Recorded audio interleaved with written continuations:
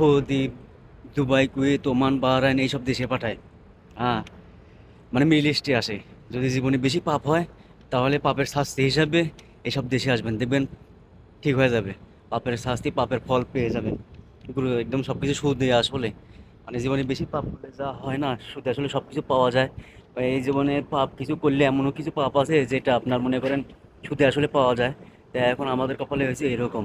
Middle ইস্টে যারা আছে না, বেশি পাপ করলে জীবনে তারা এই উপরওয়ালা তাদের বিদেশ, এইসব মিডল ইস্টে পাঠায় যেন সুদে আসলে যা আছে সব কিছু উসুল করে নিতে পারে।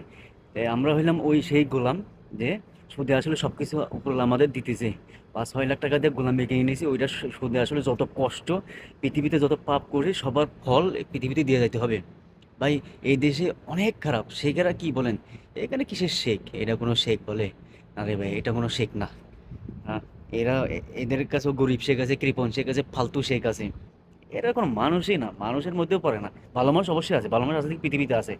হ্যাঁ, এরা শুধু টাকা টাকা, ধন দৌলত, কি এদের কাছে কি বলতাম, বলার কিছু নেই। একদম সবকিছু খুললা। যদি বেশি পাপ করে থাকেন তাহলে সৌদিতে, মানে বিদেশের বাড়িতে, মিডল ইস্টে যেটা বলে, দেখছেন না, 50 ডিগ্রি গরম।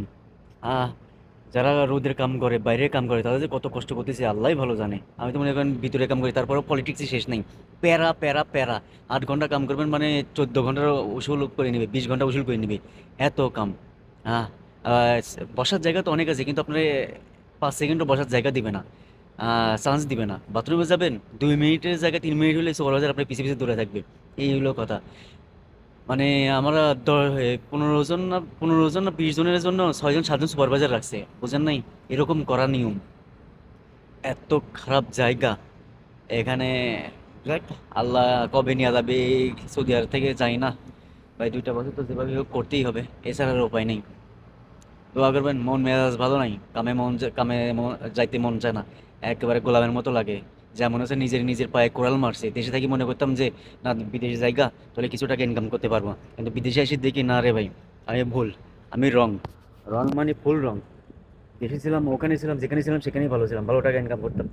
যাই হোক, আল্লাহ যেখানে নেয়, যে অবস্থানে ভালো করে, আমি অনেক চেষ্টার পরে এখানে আসতে পারছি।